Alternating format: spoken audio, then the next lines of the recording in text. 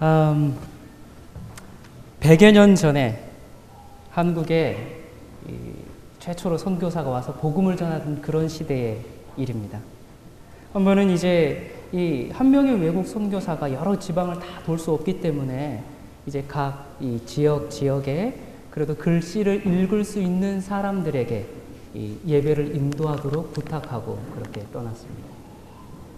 이제 한 번은 어느 산골 마을에 한글을 읽을 수 있는 분에게 이제 이 성경을 주면서 예배를 인도하게 했는데요. 이분이 한글을 겨우 읽을 수 있는 그런 분이었습니다. 자, 그래서 이제 더듬더듬 시편 23편을 읽어 나가기 시작합니다.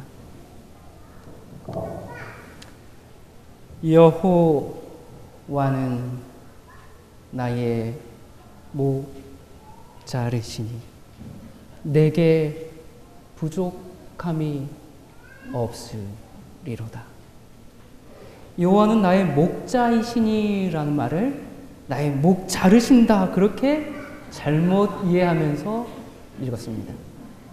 이분이 성경 읽기를 다 마친 이후에 아주 비장한 얼굴로 목청을 가다듬고 울먹이면서 이렇게 이야기를 했습니다.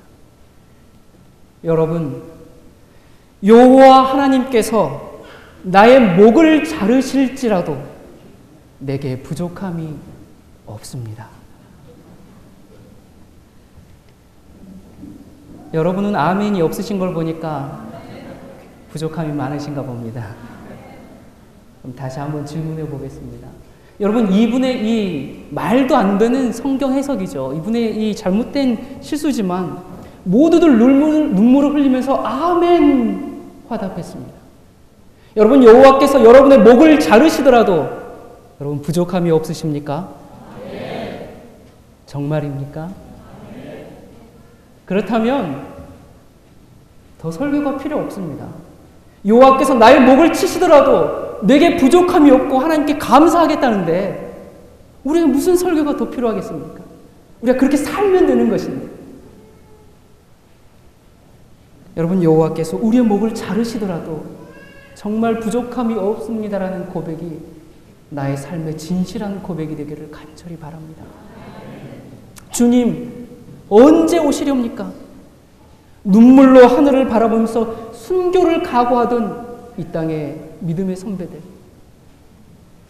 여호와께서 나의 목을 자르셔도 내게 부족함이 없다고 고백하던 신앙의 선조들, 우리 그들을 생각하면서 오늘 이 시간 예수 그리스도의 십자가가 우리 안에 깊이 뿌리 박히게 되시기를 간절히 바랍니다. 요한복음 15장 6절과 7절에 있는 말씀입니다. 요한복음 15장 6절 7절. 여러분, 마지막 위기가 다가올수록 우리의 이 참된 거듭남의 경험은 더욱 절실합니다. 자, 읽겠습니다. 사람이 내 안에 거하지 아니하면 가지처럼 밖에 버리워 말라지나니 사람들이 이것을 모아다가 불에 던져 사르느니라. 너희가 내 안에 거하고 내 말이 너희 안에 거하면 무엇이든지 원하는 대로 구하라. 그리하면 이루리라. 여러분, 여기에 이 두 부류의 사람이 나옵니다. 한 부류는 그리스도 안에 거하지 않아서 불에 던져 살라지는 그런 사람들이고요. 다른 부류는 그리스도 안에 거하고, 그래서 그리스도의 말이 우리 안에 거해서 무엇이든지 원하는 대로 구했을 때 이루어지는 부류가 나옵니다. 여러분, 우리는 당연히 두 번째 부류에 속하고 싶죠. 또 그러길 원하고. 자, 그렇다면 이 본문의 말씀처럼 너희가 내 안에 거하고 내 말이 너희 안에 거하는 것이 무엇인가? 여러분, 많은 주석이 있고 많은 설명이 있고 많은 설교가 있습니다. 그러나 오늘 우리 이 말씀을 좀 새롭게 이해해보고자 합니다. 너희가 내 안에 거하는 것이 무엇인가? 그 답을 요한복음 6장에서 해주고 있습니다. 요한복음 6장 56절을 보면 내 살을 먹고 내 피를 마시는 자는 내 안에 거하고 나도 그 안에 거하나니 라고 했습니다. 여러분, 어떻게 하면 우리가 예수님의 안에 거하고 예수님이 우리 안에 거하신다고요? 어떻게 하면? 뭐라고 말씀하십니까? 예수님의 살과 피를 먹으면. 여러분, 내 안에 거한 다음 내 살과 피를 먹어라 그렇게 얘기했습니까? 아닙니다. 너희가 회개한 다음에 내 살과 피를 먹어라 그랬습니까? 아닙니다. 뭐라고 하셨죠? 내 살과 피를 먹어라. 그러면 너희가 내 안에 거하리라. 여러분, 이미 자신의 살과 피를 찢어서 주셨습니다. 여러분, 우리의 의로운 행위가 우리를 주님 안에 거하게 합니까? 너무 기초적인 질문이라서 당연히 아니라고 얘기하시겠죠? 저한테 인사를 하네요. 자, 나의 선한 품성이 우리를 주님 안에 거하게 합니까? 아닙니다. 우리의 어떤 목사나 장로나 어떤 직분이 우리를 주님 안에 거하게 합니까? 아닙니다. 우리가 주님 안에 거하는 길, 하나 되는 길, 거듭나는 길, 그 길은 말씀처럼 십자가에 매달리신 주님을 먹는 길밖에는 없습니다. 그것이 정로입니다. 다른 길은 없습니다. 자, 그리스도의 살과 피를 먹어야 한다 이 얘기를 하니까 당시 예수님의 말씀을 듣던 사람들이 어렵도다, 이 말을 어떻게 이해하겠느냐 그랬죠. 여러분, 이것은 어려운 얘기가 아닙니다. 이미 십자가에서 베푸신, 이미 내 죄를 용서하신 그 엄청난 사랑을 내가 통절히 깨닫고 가난하고 회개하는 심령으로 그것을 받아들이고 내가 죽고 다시 태어나는 것, 내 안에 흐르는 피를 예수 그리스도의 십자가의 그 피와 맞바꾸는 것입니다. 내가 회개하기 전에 이미 나를 용서하셨습니다.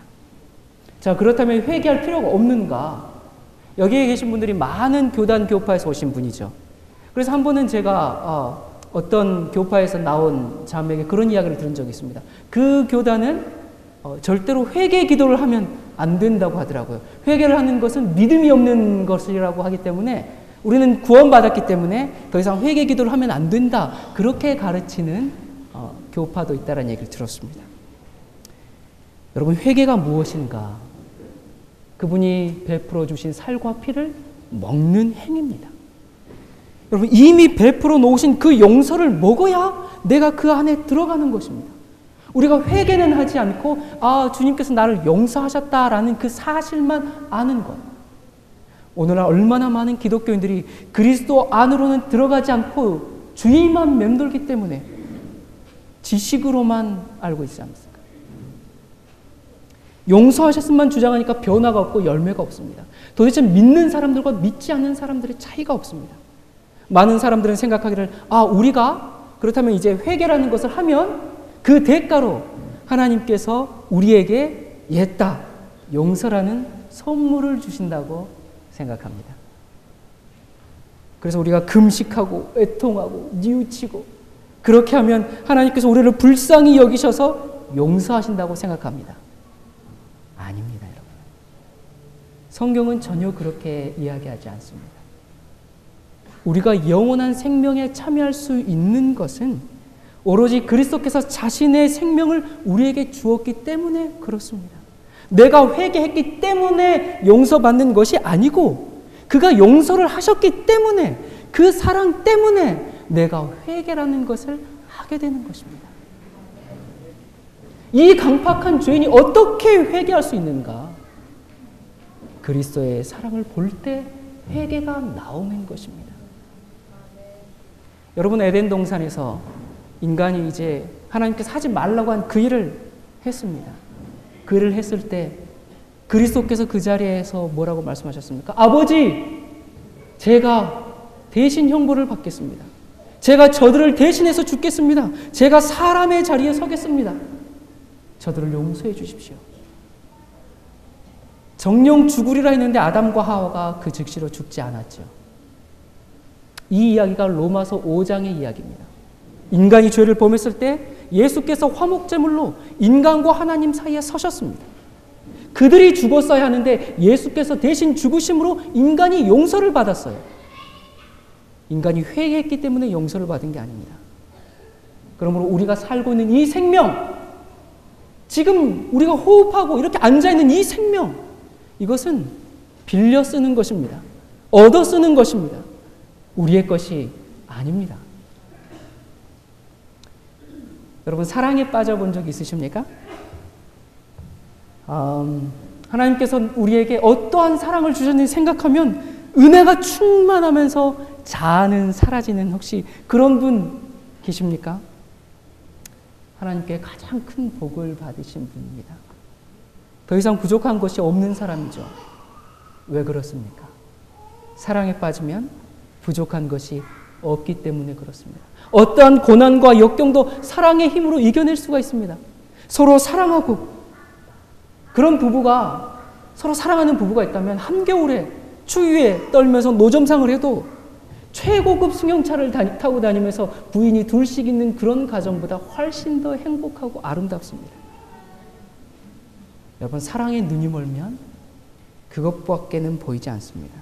더 가치 있는 것이 보이지 않습니다. 하나님이 우리를 그렇게 사랑하셨습니다. 그래서 인간을 죽도록 사랑해서 인간 대신 죽어버리셨습니다. 그래도 아까워하지 않았습니다. 그것이 사랑입니다. 여러분, 그런데 그 십자가의 사랑을 아는 것, 그 십자가를 사랑을 깨닫는 것, 지식으로 아는 것 말고 그 사랑을 느끼는 것, 여러분, 그것은 정말 하나님의 은혜가 없이는 어려운 일입니다. 그런데 우리가 또 슬프게도 이 십자가라는 것을 경험했다고 할지라도 시간이 지나면 어떻게 돼요? 가물가물해집니다. 감동이 떨어져요. 그래서 옛날만 그리워하면 살아요. 내가 옛날에는 그랬는데, 내가 예전에는 그랬는데, 내가 그때 열심히 했었지. 그래, 내가 저 사람 보니까 옛날 모습, 내 모습 보는 것 같구나. 내가 한때는 저랬는데. 여러분, 우리의 과거의 경험이 우리를 구원합니까? 그렇지 않습니다. 여러분, 제가 지금 뭉클뭉클한 어떤 감정을 이야기하고 있는 것이 아닙니다. 감정은 믿을 만한 것이 못 됩니다. 여기에 이 결혼한 지 1년 이상 되신 부부들 꽤 많으시죠? 혹시 연애할 때 가슴이 설레고 두근거리고 아마 그런 경험들 많이 하셨을 겁니다. 자, 이젠 결혼을 하셨어요. 아직도 연애할 때처럼 그 사람 생각만 하면 심장이 콩닥거리고 보고 싶고 막 손에 땀이 나고, 여러분 혹시 그렇습니까? 1분을 안 봐도 10년을 안 본 것처럼 막 가슴 설레고, 혹시 그런 분들 혹시 계십니까? 있다면 참 연구 대상이겠죠? 예, 정상 아닙니다. 그럼 제가 몇 번 얘기한 것 같은데, 이연맘 때문에 제가 상사병에 걸렸다는 사실을 여러분 아십니까? 여러분 보시기에 제가 어디가 뭐가 부족해서 상사병에를 걸렸습니다. 그래서 저희 어머니가 세상에 천하의 손괴문이 상사병에 걸릴 줄 상상도 못했다, 이런 얘기를 다 하실 정도로 시름시름 앓았습니다.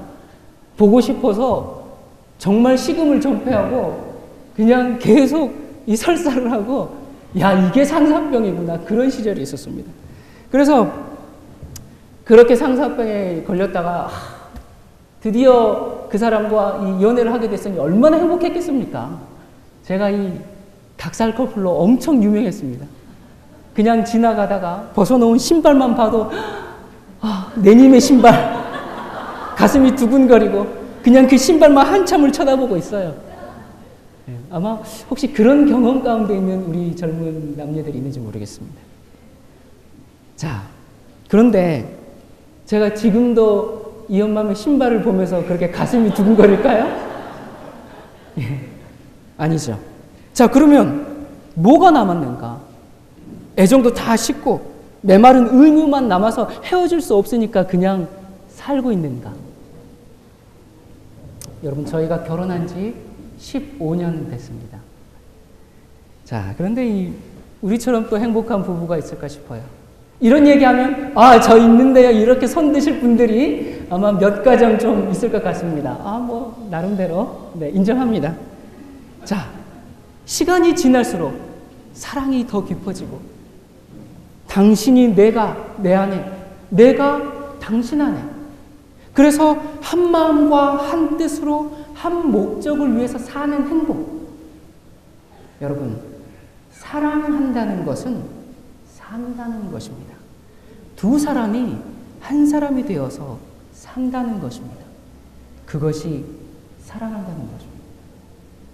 너희가 내 안에, 내가 너희 안에. 그게 뭐예요? 한 마음과 한 뜻과 한 목적으로 사랑하면서 산다는 것입니다. 여러분, 이 예수님 옆에 매달려 있던 강도 잘 아시죠? 예수님께서 십자가 위에서 그의 죄를 용서하셨고 그에게 영원한 생명을 약속하셨습니다. 자, 그 강도 기억하십니까? 예, 기억하시죠? 그런데 만약 그 강도에게 영원한 생명을 약속하셨을 뿐만 아니라 실제로도 그를 십자가 위에서 구원해 주셨다면, 그래서 내려가게 해 주셨다면, 야, 그는 정말로 일촉즉발 죽기 직전에 구원받는 사람이죠. 그렇습니까? 야, 그렇습니다. 이 사람이 집에 와서 아내와 자녀들과 부둥켜 안고 엉엉 울면서 예수 그리스도를 전했을 것입니다. 친척들 다 전도하고 술, 담배 다 끊고 또 같이 강도질했던 그런 친구들 만나서 이제 나 손 씻고 새 사람 됐다네. 자네들도 예수 믿게나. 그러면서 엄청 전도를 하고 다녔을 것입니다. 이 사람이 얼마나 이렇게 할 수 있었을까? 여러분, 이 극적으로 구원받은 이 강도가 그때 그 십자가 위에서의 고상한 추억만을 간직하고 기억하면서, 아, 내가 그때 그랬지. 내가 진짜 거의 죽을 뻔했었는데 그때 나를 살려주셨지. 그렇게 기억하고 더 이상 매 순간마다 그리스도와 살지 않는다면 그는 그리스도께서 요구하시는 삶을 살지 못할 것입니다. 예전보다는 죄를 덜 짓겠지만, 아이고 주님, 어제보다는 죄를 덜 짓게 해주셔서 감사합니다. 그런 기도밖에는 못할 것입니다. 그리고는 영원히 잃어버림 받을 것입니다. 여러분, 우리가 그리스도와 한번 연합하셨습니까? 그리스도와 연합된 이 생명은 계속 유지되어야 합니다. 우리가 하나님께 받은 이 생명은 계속적인 교통을 통해서만 유지할 수가 있습니다. 계속적인 성령의 도움이 없이는 우리는 죄를 승리할 수 없고 아주 조그만 유혹 하나도 이길 수가 없는 사람들입니다. 여러분, 그리스도인과 세상 사람의 차이가 무엇입니까? 세상 사람과 내가 똑같이 죄를 저지르는데 차이가 있다면 그들보다 죄책감이라는 것을 더 느끼는 것 말고 다른 차이가 없다면, 그래서 용서하는 은혜가 아니면 양심이 너무 괴로워서 너무 가책을 느끼기 때문에 십자가는 나의 이 괴로워하는 양심을 달래주는 도구밖에는 할 수 없다면 이 세상 사람들과 우리의 차이가 무엇이겠습니까? 죄인의 절망. 여러분이 최근에 이 죄인의 절망에서 참 잘 설교하는 어떤 분이 있다고 해요. 그런데 그걸로 끝입니다. 우린 죄인이죠. 우린 절망적이죠. 맞습니다. 복음은 자신의 절망적인 상태를 깨닫는 데서 시작합니다. 그러나 깨닫는 데서 그치는 것은 복음이 아닙니다. 그래서 십자가의 은혜가 필요하지. 여러분, 그게 어떻게 복음입니까? 그것은 복음이 아닙니다. 복음은 지식이 아닙니다. 이해하는 데서 그치는 것은 복음이 아닙니다. 나는 죄인이지. 그걸로 끝나는 것은 복음이 아닙니다. 그것은 사탄의 기만입니다. 여러분, 우리 옛사람이 예수와 함께 십자가에 못 박히면 옛사람이 죽어버렸기 때문에 뭐라고 말씀하시죠? 로마서 6장 6절에 다시는 우리가 죄에게 종 노릇하지 아니한다고 말씀하고 있지 않습니까? 내가 그리스도와 함께 십자가에 못 박히면 죄를 정복한다는 것입니다. 이기는 자가 된다는 것입니다. 저기 신천지 누가 이기는 자가 아니라 우리가 이기는 자가 된다는 것입니다. 자, 그렇다면 여러분, 더 이상 거듭나면 더 이상 유혹이 없는가? 아니죠. 사탄이 아이고 저 사람이 이제 거듭났구나. 아이고 저 친구는 이제 거듭났구나. 이제 우리 딴 데로 가자. 그렇게 합니까? 아니죠. 더 심한 공격이 오죠. 여러분, 우리가 거듭났다고 해서, 우리가 침례를 받고 새 생애를 산다고 해서 우리의 죄된 본성이 사라지고 그렇게 돼버립니까? 그러면 정말 좋겠어요. 그렇지 않죠. 우리가 매 순간순간 성령의 도우심으로 살아가는 것입니다. 성령의 능력으로 더 이상 죄의 종이 될 필요가 없다라는 것입니다. 내가 어떻게 죄를 짓지 않고 살지? 그게 가능해? 사람들이 그렇게 묻습니다.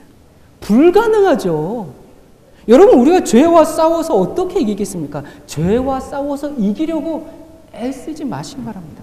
이거 해야 되고 저거 하면 안 되고 조심조심하면 어떻게 돼요? 조심조심 하면 할수록 더 실수하게 됩니다. 쉼이 없어요. 여러분, 그렇게 하지 마십시오. 하나님께 피하십시오. 성령께서 하십니다. 우리는 이러한 성령의 역사를 가지고 있는 사람들입니다. 그것이 바로 예수의 믿음입니다. 이것하고 저것하고 이것 하지 말고 저것 하지 말고 그렇게 하려고 하지 말고 마음을 하나님께 바치시면 됩니다. 여러분의 의지, 여러분의 선택, 여러분의 결정, 그것을 주님 편에 두시기 바랍니다. 그러면 주님이 싸우십니다. 전쟁은 누구에게 속한 것이라고요? 전쟁은 여호와께 속한 것이라고 말씀하셨습니다. 내가 싸우는 게 아니에요. 성령께서 능히 이길 힘을 주십니다. 십자가라는 것은 그 힘을 받는 통로입니다. 이것이 복음이죠. 여러분, 십자가의 능력에 제한을 두지 마시기를 바랍니다. 그런데 여기 조건이 있어요.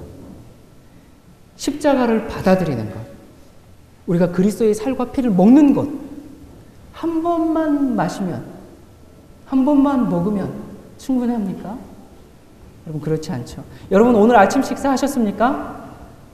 여러분, 멀리서들 오시느라고 아침 식사 제대로 못하신 분들이 있으실 건데, 여러분, 아침 식사 하셨죠? 우리가 학식사를 합니다. 그거 한 끼 먹으면 우리가 한 달 살 수 있죠? 그렇습니까? 정말 그러면 좋겠어요. 시간도 아까운데 한 번 먹으면 그냥 1년씩 살고, 그럼 얼마나 좋을까? 여러분, 우리가 한 끼 먹으면 얼마나 버틸 수가 있습니까? 우리가 한 끼만 건너뛰죠. 아마 여러분 오늘 점심 식사는 없습니다. 우리 여기서 계속 기도하는 시간을 갖겠습니다. 그러면 아마 여러분 굉장히 불만스러우실 겁니다. 우리가 한 끼만 굶어도 배고프다 계속 배고프다는 소리가 나오지 않습니까? 여러분, 우리가 예수님에 대해서도 그렇게 배고파한다면 얼마나 좋을까요? 그리스도의 살과 피를 먹는 것은 진정한 회개와 거듭남인데, 그러면 우리가 매일 탄식하면서 회개만 해야 되는가? 아닙니다. 그리스도의 살과 피를 매일 먹어야 하는데, 그것은 그분의 말씀을 매일 먹는 것입니다. 그리스도의 살과 피가, 그리스도의 말씀이 매일의 나의 양식이 되어야 합니다. 그것이 그리스도의 살과 피를 매일 먹는 것입니다. 우리 예수님을 따르는 사람들은 생명의 떡인 주님을 날마다 먹어야 합니다. 그리고 나의 이 생명을 양육해야 합니다. 여러분, 양육한다는 뜻이 뭐예요? 먹고 길러야 하는 거예요. 먹지 않으면 죽는 거예요. 단 한순간도 우리가 그리스도와는 끊어져서는 살 수가 없는 존재입니다.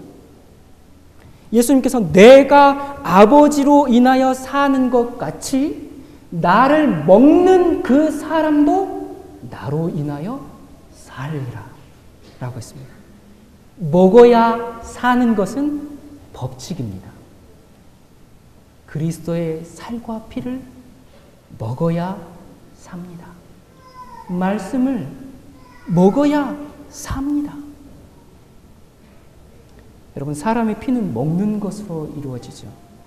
우리가 육식을 하면, 식욕에 방종하면 우리의 피가 혼탁하게 되고 정욕적인 성향이 강화되고, 그래서 성령이 임하는 이 정신이 둔해지듯이 우리가 그리스도의 살과 피를 매일 먹게 되면 그 사람은 당연히 어떻게 될까요? 그리스도를 닮게 됩니다. 십자가를 바라보고 그리스도의 말씀을 매일 먹는 사람들은 예수님의 형상을 닮게 됩니다. 그래서 바울은 나는 날마다 죽노라 했습니다. 여러분, 이 말은 다시 말하면 그리스도 때문에 나는 날마다 산다는 것이죠. 날마다 자기 피와 예수님의 피를 맞바꾸는 것입니다. 하루도 걸러서는 안 됩니다. 저희 아버지는 제가 고등학교 2학년 때 돌아가셨는데요. 그때 신부전증을 앓고 계셨습니다. 제가 아버지를 따라서 병원에를 몇 번 갔었는데요. 저희 아버지는 이제 이 병이 심해지면서 신장 투석을 하셔야만 생명을 유지하실 수 있었습니다. 신장 투석하는 거 혹시 보신 적 있으십니까? 또 그런 경험 가운데 있는 분 계십니까? 이 내 피를 전부 빼서 걸러서 다시 넣어줍니다. 대여섯 시간씩, 일주일에 몇 번씩. 피를 걸러주지 않으면 죽게 됩니다. 여러분 혹시 수혈 받아보신 적 있으십니까? 안 하면 죽죠. 여러분 정말 이 차디찬 내 피 말고 내 안에 뜨거운 예수의 피가 흐르지 않으면 우리는 죽게 됩니다. 하루도 십자가를 잊어서는 안 됩니다.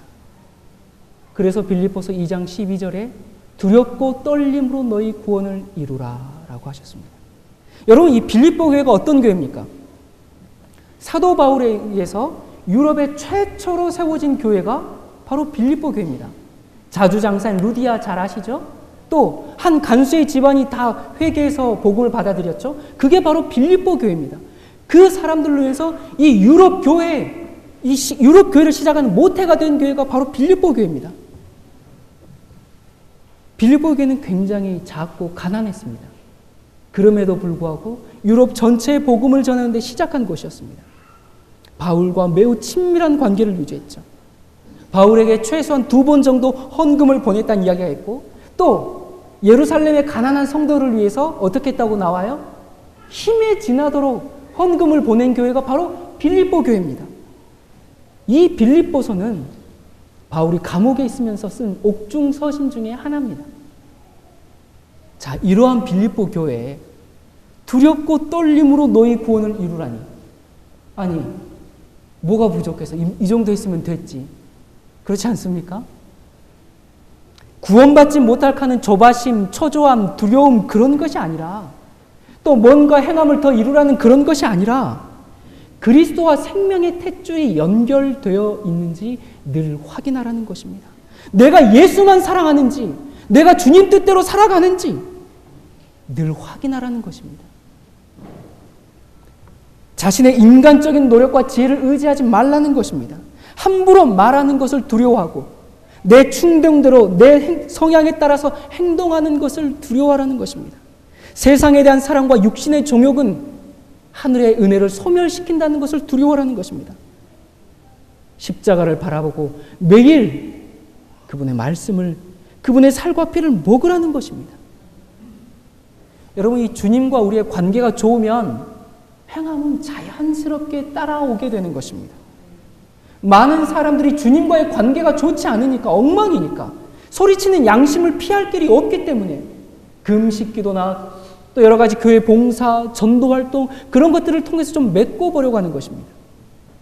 여러분 아무리 그렇게 해도 주님 이제 내가 됐습니다. 이 정도 했으면 됐습니다. 이젠 주님 오셔도 됩니다. 여러분 그럴 때가 있을까요? 없습니다. 우리가 하나님 앞에서 자랑할 것이 아무것도 없습니다. 우리가 하나님께 드릴 수 있는 것은 겸손하고 통회하는 상한 심령밖에는 없습니다. 그것이 너희가 내 안에 거하는 것입니다. 그렇다면 내 말이 너희 안에 거하는 것이 무엇일까? 하나님의 말씀이 육신이 되어서 이 땅에 오셨죠. 그분이 예수님이십니다. 그게 성육신이죠. 자, 하나님의 말씀이 육신이 되어서 예수님이 되셨습니다. 예수님이 하신 말씀, 그럼 그 말씀은 무엇일까? 젊은 율법사가 와서 예수님께 와서 이렇게 질문합니다. 예수님, 무슨 계명이 가장 큽니까? 라고 물었을 때 예수님께서 이 어리석은 질문에 아주 현명한 대답을 하셨습니다. 예수님께서 뭐라고 하셨습니까?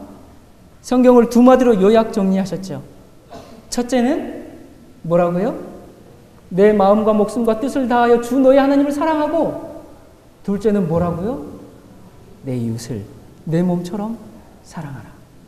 자, 여러분, 하나님의 말씀이 육신이 되어서 예수님이 되셨습니다. 자, 예수님이 하신 말씀은 뭐예요? 사랑으로 함축되었죠. 자, 사랑은 무엇으로 표현되었습니까? 계명으로 표현되었습니다. 자, 계명은 뭐예요? 하나님의 말씀이죠. 하나님의 말씀이 육신이 되어서 예수님이 되셨어요. 예수님이 하신 말씀이 뭐라고요? 사랑이죠. 사랑은 무엇으로 표현되었어요? 계명으로 드러났습니다. 계명은 뭐예요? 하나님의 말씀이에요. 하나님의 말씀이 뭐가 되셨어요? 예수님이 되셨죠. 예수님이 하신 그 말은 뭐라고요? 사랑이죠. 그럼 제가 계속할까요? 자, 이 사랑은 무엇으로 표현되었어요? 계명으로 표현됐습니다. 이런 고리를 가지고 있습니다, 여러분. 여러분, 그런데 성경 말씀 글자만 이 달달 암송하면 차디찬 율법주의적인 사람이 됩니다. 성경의 정통에도 그 사람 앞에 가면 찬바람이 쌩쌩 불어요. 그리스도의 살과 피, 그리스도의 말씀을 배 터지게 먹어도 그 글자가 내 안에 기록되어 있어 봐야 아무 소용이 없는 것입니다. 제가 20여 년 전에 첫 번째 대학을 이제 졸업하고 병원에서 건강 전도를 하는 그런 사역자 일을 잠시 한 적이 있습니다. 그곳이 건강 개혁을 통해서 복음을 전하는 곳인데 막상 그곳의 사역자들이 건강 개혁을 하지 않는 거예요. 환자들에게는 여러분 식생활 개혁을 이렇게 해야 됩니다. 생활 개혁을 이렇게 해야 됩니다. 육식을 하면 안 됩니다. 그렇게 말은 하면서 자기들은 다 먹어요. 마음대로 살아. 그때 제가 굉장히 그들의 그 이율배반적인 모습을 보고 굉장히 힘들었던 기억이 있습니다. 그래서 제가 말은 하지 않았지만 다 저보다 나이가 많았기 때문에 말은 안 했지만 제 눈빛, 표정, 행동으로 그들을 마음껏 정죄했습니다. 어떻게 했는지 여러분 많이 해보셔서 잘 아시죠? 여러분, 근데 제가 그때를 생각해보면 전 그때 정말 그들의 죄를 슬퍼했습니다. 한 번은 한밤중에 다들 피자를 먹으러 가가지고 저만 남았어요. 여러분, 그때 제가 가슴을 치면서 주님, 이래서야 되겠습니까? 저 사람들이 10시가 넘어서 피자를 먹으러 가다니요. 이 하나님께 이 10시 넘어서 먹는 음식들은 다 사탄에게 바쳐진 음식인데 10시면 자야 되는데 주님, 이러면 되겠습니까, 주님? 제가 정말 그때 고통스러워하면서 괴로워했던 그런 시간이 있었습니다. 그 사람들은 제 앞에 서면 굉장히 부끄러워했어요. 저는 이것이 진리를 깨달은 자가 겪어야 하는 외로움이지, 그러면서 아주 당당함으로 그렇게 살았던 적이 있습니다. 그러던 어느 날 제가 이제 휴가를 받아서 제가 고등학교 때부터 즐겨 찾던 한 기도원이 있습니다. 그 기도원에 가서 이제 기도를 하는데 하나님께서 뭘 보여주셔요. 무슨 이상한 환상을 보여주시는 건 아니고 뭘 깨닫게 해주시는데, 제가 마음껏 정죄했던 그들이 밤을 새워서 환자를 간호하고 그들의 아픔을 부여잡고 눈물로 기도하고 굳은 일 마다하지 않고 섬기며 봉사하는 그들의 모습들이 보여지는 것입니다. 그때 제가 얼마나 부끄러웠는지, 제가 그때 얼마나 얼굴이 뜨거워졌는지, 나는 10시면 자야 되는데 10시 넘어서 자는 건 건강법칙, 건강개혁하는 거 아닌데 철저하게 땡 하면 잠자리에 누웠는데 나의 도움이 필요한 곳이 있었어도 불구하고 모른 척 외면하고 안 들은 척하고 그렇게 나를 위해서 그렇게 살았는데, 콩 한 쪽 사과 하나도 간식 안 하고 그렇게 철저하게 식생활 개혁하고 어느 수도성 못지않게 정말 열심히 했었는데 그들이 나보다 100배 낫구나. 제가 그때 그것을 깨닫고 나서 다시 돌아가서 그들의 얼굴을 못 보겠더라고요. 너무 창피해서 감히 설 수가 없겠더라고요. 얼마나 부끄러웠는지 모릅니다. 여러분, 우리는 의의 표준을 높게 전하는 사람들이죠. 우리가 안 하면 누가 하겠습니까? 누가 거룩함과 성결함을 외치고 누가 하나님의 계명과 뜻을 따라서 살라고 누가 목 놓아 외치겠습니까? 그런데 예수님께서 이렇게 말씀하십니다. 화 있을진저 외식하는 서기관들과 바리새인들이여, 너희가 박하와 회향과 근체의 11조를 드리되 율법에 더 중한 바 의와 인과 신은 버렸도다. 그러나 이것도 행하고 저것도 버리지 말아야 할지니라. 박하, 회향, 근체, 이것은 조미료 정도로 사용되는 아주 작은 식물들입니다. 오늘 좀 들어보니까 이 본문을 가지고 이렇게들 설교하는 현대 기독교가 많더라고요. 이런 작은 것들은 11조를 잘 내면서 큰 것은 안 내는 너희에게는 화가 있도다. 또는 이런 작은 것들까지도 철저하게 11조를 내야 됩니다. 참 그런 설교를 들어보면 할 말이 없습니다. 여러분, 이 본문이 그런 내용입니까? 율법의 참된 정신, 곧 하나님을 사랑하고 동료 인간을 사랑하는 것은 잊어버리고 지금 무슨 짓들을 하고 있느냐는 책망이죠. 그렇게 철저히 11조를 냈는데 그게 너희의 성품을 변화시켰냐는 말이죠. 우리가 율법에 더 중한 바 의와 인과 신은 버린 일이 얼마나 많습니까? 제발 그러지 말아야 합니다. 정말 그러지 말아야 합니다. 이것도 행하고 저것도 버리지 말아야 하죠. 예수님의 말이 아니라, 글자가 아니라 그분의 정신이 우리 안에 거해야 합니다. 사랑하라, 사랑하라, 그런 말이 우리 안에 기록되는 것이 아니라 사랑하는 일이 우리 안에서 실천이 되어야 하는 것입니다. 이것이 내 말이 너희 안에 거하는 것입니다. 여러분, 사랑 없이 행한 행위는 모두 불법입니다. 불법은 죄죠. 불법을 행하는 자들아, 내게서 떠나가라라는 이 말씀은 사랑하지 않는 자들아, 이 사랑 없는 자들아, 내게서 떠나가라. 지금 그 말씀하고 계신 겁니다. 안식일 철저히 지키고 하나님을 위한 사역에 종사하고 있고 음식물 철저히 구별하고 각종 봉사와 전도활동에 열심이고 헌금 11조 아무리 많이 내도 사랑 없이 행한 모든 행위는 불법입니다. 주께서 불법을 행하는 자들은 내게서 떠나가라 말씀하실 때, 주님, 우리가 언제 불법을 행했나요? 알지 못했습니다. 불법을 하면서도 그것이 죄인지를 알지 못했어요. 핍박받아가면서 안식일을 지켰는데 불법을 행하는 자라고 말씀하고 계신 겁니다. 왜? 사랑 없이 지켰기 때문에. 의무감으로, 자기 만족을 위해서, 사람들 눈 때문에, 지적인 동의로, 그러한 행위로 구원을 얻어보려고. 여러분, 기억하시기 바랍니다. 사랑 없는 계명의 행위는 불법 중에 불법입니다. 사랑하지도 않으면서 사랑하는 척하는 것, 가장 악한 모독이죠. 여러분, 부부관계, 내가 남편을 사랑하지 않아, 내 아내를 사랑하지 않아, 그런데 내 마음에 딴 게 있어.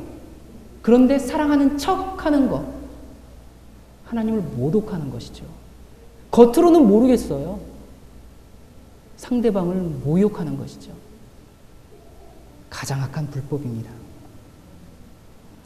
유대인들의 이 구전 계명인 미시나라는 이 이제 율법을 여러분 들어보신 적이 있을 겁니다. 39개조 안식일 준수법을 제정해 놓고 거기에 수많은 시행 세칙들을 만들어서 문자 그대로 사람이 안식일을 위해서 존재하는 것처럼 그렇게 만들어 놨습니다. 여러분 잘 아시죠? 예수님의 제자들이 밀 이삭을 비벼 먹으니까 타작했다 그러면서 정죄당한 이야기를 아마 잘 아실 겁니다. 미시나에 보면 안식일에 옷 외에 다른 것을 걸치면 안 됩니다. 그래서 손수건을 들고 가면 안 되고 옷에다가 옷핀을 꽂아서 다녀야 됩니다. 왜냐하면 그러면 옷의 일부가 되기 때문에. 현대 유대교 랍비가 이 39개조 안식일 준수법에 대해서 현대입니다. 제가 쓴 책을 한번 읽어보았습니다. 거기에 보니까 이런 이야기들이 있어요. 자, 하면 안 되는 것들을 이제 항목들을 이제 놓고 그래서 설명하는데 첫 번째는 이제 불떼기를 하면 안 되는데 현대는 어떻게 되는가? 자동차 엔진은 연료를 태움으로써 작동하기 때문에 안식일에는 운전을 금지한다. 여러분들 오늘 다 자동차 타고 오셨죠? 전부 안식을 범하신 분들 모이셨네요.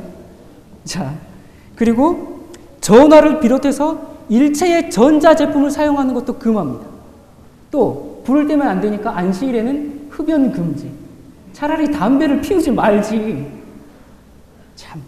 자, 그리고 끝내기에서는 종이를 찢는 것을 금합니다. 그래서 화장실 가서 휴지를 뜯으면 안 되기 때문에 미리 다 뜯어놔야 됩니다. 뜯어진 종이만 사용해야 됩니다. 그리고 시계에 태엽을 감거나 시간을 맞추는 것도 안 되고요. 악기를 조율하는 것도 안 됩니다. 그래서 안식일에는 악기를 사용하는 것을 금지합니다.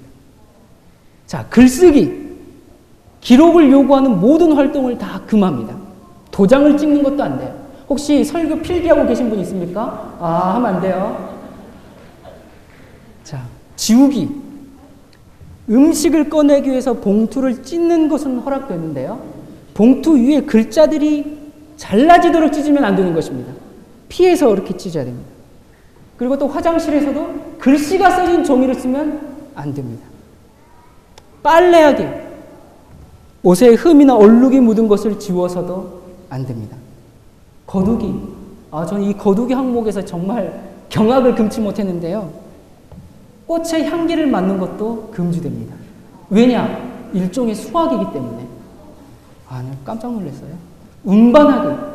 현대 이 유대인들이 어떻게 지키냐면 엘리베이터, 안식일에 사람이 올 때까지 기다립니다. 자기가 안 누르고. 그래서 기다리거나 또는 사람을 벨보이를 미리 삽니다. 그렇게 해서 이 엘리베이터를 이용합니다. 저기 미국과 캐나다의 이 유대인들이 많이 사는 고층 빌딩에서는 아예 전용 안식일 전용 엘리베이터를 설치해가지고 매 층마다 그냥 자동으로 서고 닫고 하는 그런 엘리베이터도 있다고 그래요. 털 깎기, 머리 빗는 일도 금합니다. 빗질하다가 머리카락이 빠지기 때문에. 건축하기, 우산을 펴는 것도 금합니다. 왜냐하면 어떠한 종류의 천막을 치는 것도 금지하기 때문에. 자, 여러분 이렇게 안식일을 지키고 나면 해진 후에 밖으로 나와서 광란의 축제를 벌입니다. 해방이다!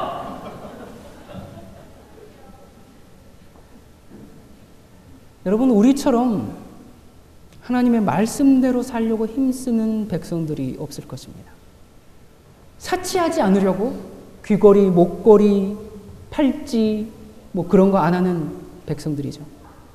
여자들의 얼굴은 명품 백이라고 그러대요. 어떤 명품 가방 얼마짜리를 들고 있느냐에 따라서 여자들의 그 신분과 위치와 자존감을 드러낸다고 그렇게 하는 얘기를 들었는데 여기는 그런 거 들고 오면 오히려 부끄러운 곳이죠. 제가 지금 차고 있는 시계도 연애 때 만난 지 100일 기념으로 받은 시계입니다. 16년째 차고 있습니다. 여러분 우리가 안식일을 철저히 지키고 성경을 매일 읽는 아주 모범적인 백성들이죠. 그런데 무엇을 했느냐가 중요한 게 아니에요. 무슨 정신으로 계명을 지켰느냐가 계명을 지켰느냐 안 지켰느냐를 결정한다는 것입니다. 우리 마음 가운데 무슨 동기로 무슨 마음으로 계명을 지켰느냐가 계명을 지켰느냐 안 지켰느냐의 기준이 된다는 사실입니다. 여러분, 토요일 준수자가 되지 마시기 바랍니다. 토요일을 철저히 지키던 사람들이 예수님을 죽였습니다. 우리는 안식일 준수자들이 되어야 됩니다. 주님께서 마음과 목숨과 뜻을 다해, 다시 말해 너의 온 존재로 하나님과 이웃을 사랑하지 않는 것이 불법이요 죄라고 말씀하고 계십니다. 하나님을 사랑하고 이웃을 사랑하는 마음이 없이 지킨 그것은 계명을 지킨 것이 아니라 가장 악한 불법 중에 불법이라는 것입니다. 거짓 기만입니다.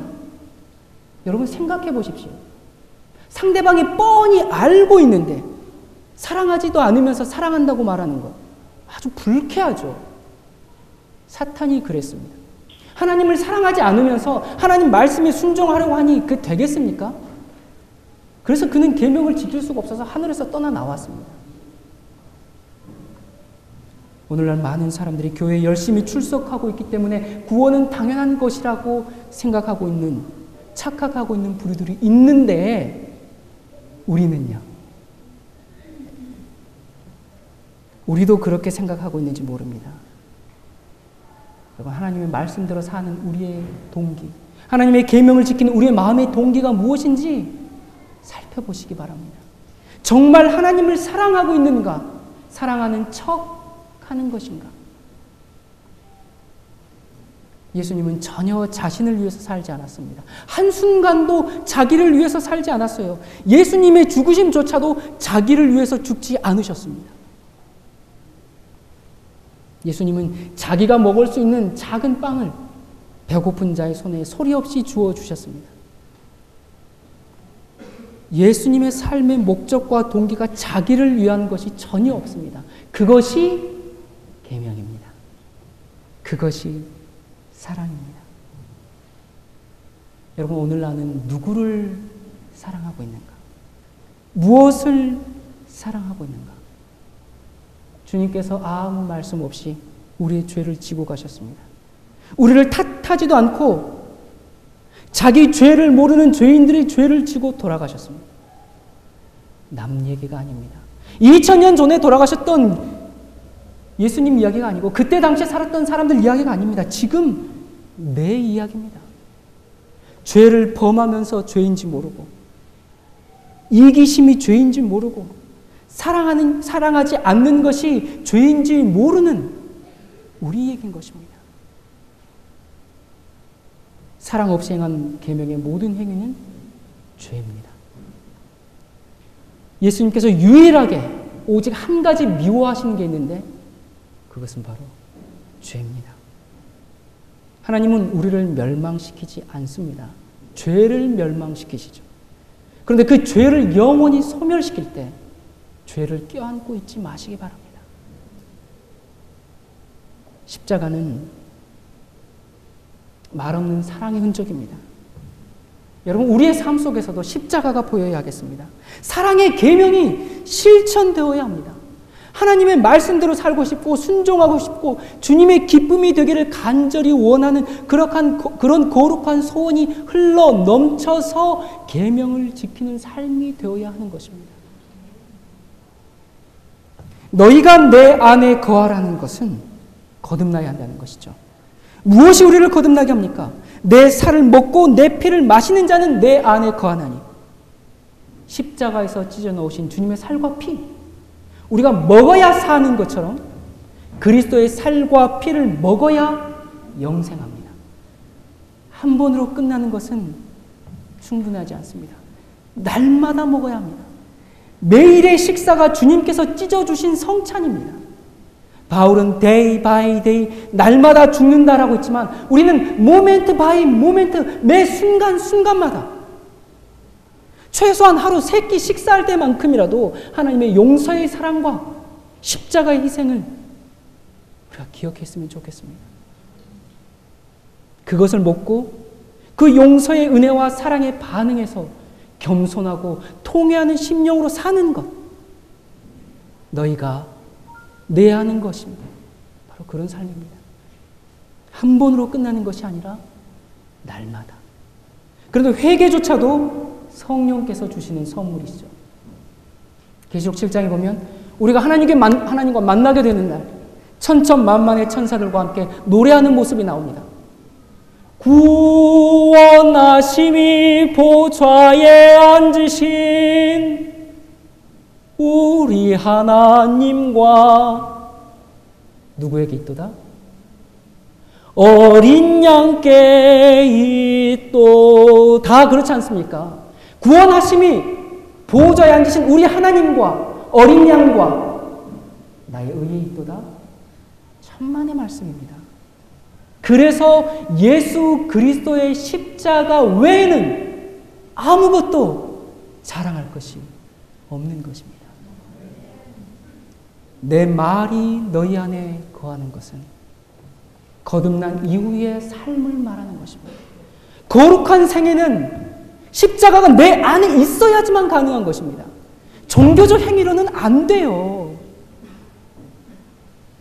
사랑하라는 말이 우리 안에 기록되는 것이 아니라 사랑하는 일이 우리 안에 실천되어야 합니다. 사랑하지 않는 것, 죄입니다. 해도 되고 안 해도 되는 것이 아닙니다. 너희가 내 안에 거하고 내 말이 너희 안에 거한다는 것은, 그리스도의 살과 피를 먹고 마신다는 것은 말씀이 삶 속으로 들어와서 성령께서 이끄시는 대로 모든 일에 사랑으로 순종하면서 사는 것을 말합니다. 너희가 내 안에, 내가 너희 안에. 그게 뭐였죠? 그리스도가 내 안에, 내가 그리스도 안에. 그래서 한 마음과 한 뜻과 한 목적으로 사랑하면서 사는 것. 주님을 사랑한다는 것은 주님과 함께 산다는 것입니다.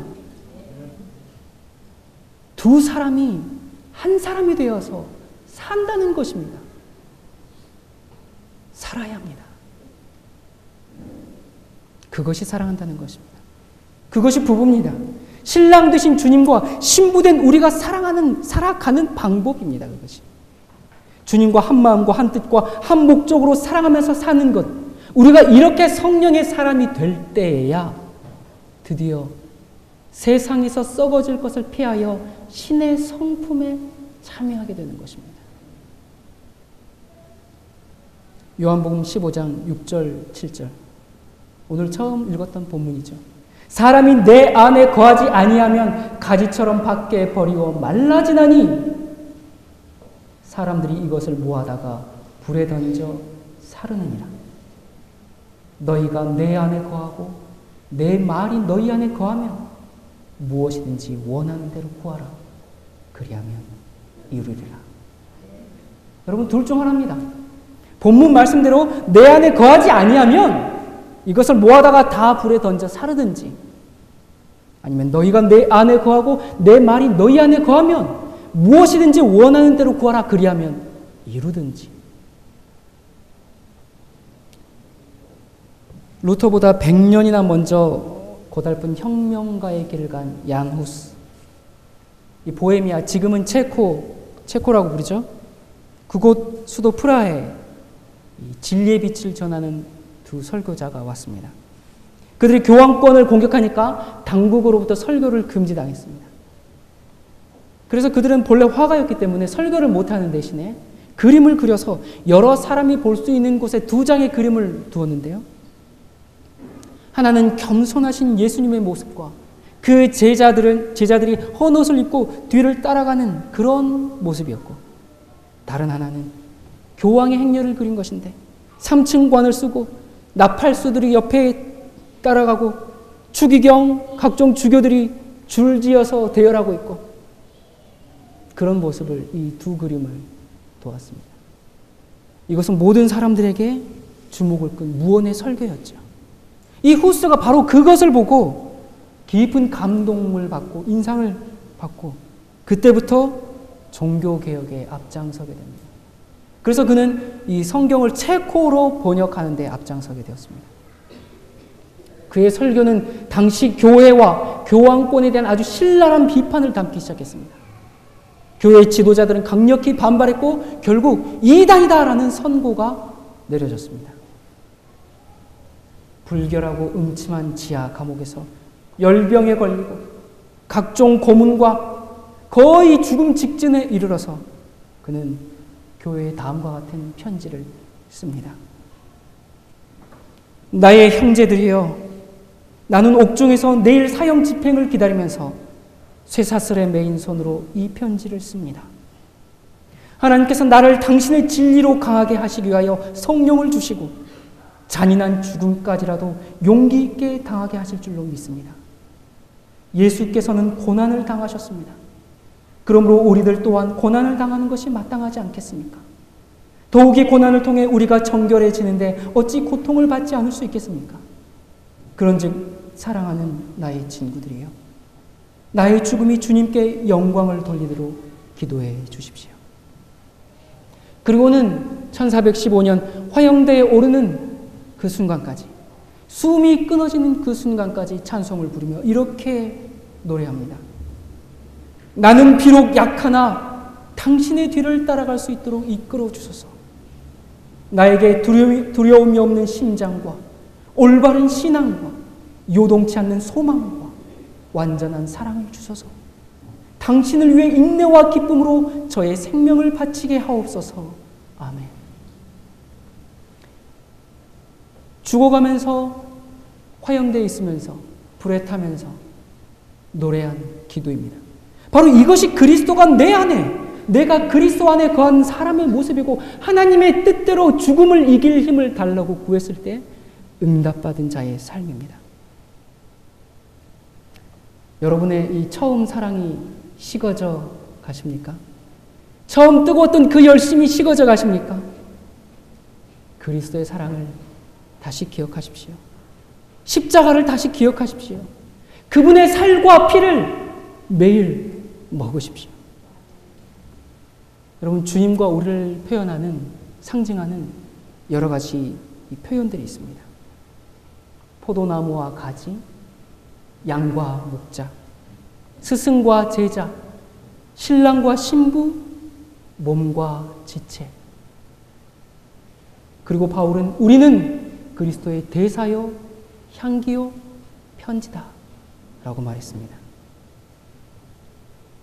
중은 중 냄새, 장사꾼은 장사꾼 냄새, 정치가는 정치 냄새, 도둑은 도둑 냄새가 있다고 합니다. 사냥개는 사람마다 다른 냄새를 추적합니다. 우리에게는, 나에게는 무슨 냄새가 나는가? 우리에게는 무슨 냄새가 나는가? 여러분, 저의 간절한 소원은 내 표정 속에, 내 글 속에, 내 피 속에, 내 꿈 속에, 내 무의식 속에, 나의 죽음 속에 예수님의 향기를 풍기고 싶습니다. 여러분, 예수님의 향기를 풍기며 하나님의 이름을 명예롭게 하는, 그래서 주님과 함께 사는 그리스도인 되시기를 간절히 바랍니다. 기도하시겠습니다. 우리와 함께 하시는 하나님 아버지, 우리 안에 거룩함을 회복하여 주시고 주의 성령께서 나를 완전히 지배하셔서 주님을 향한 사랑과 그 동기로만 하나님의 말씀대로 따라 살 수 있도록 은혜를 더하여 주시옵소서. 우리는 스스로 아무것도 할 수 없는 미약한 존재입니다. 주님, 저희를 도와주시옵소서. 그리스도의 사랑과 그리스도의 살과 피를 먹기를 원합니다. 날마다 먹고 살기를 원합니다. 저희를 도와주시옵소서. 십자가에서 흘리신 그 피와 사랑을 우리가 다시 기억하게 주시옵소서. 예수 그리스도 이름으로 간절히 기도드립니다.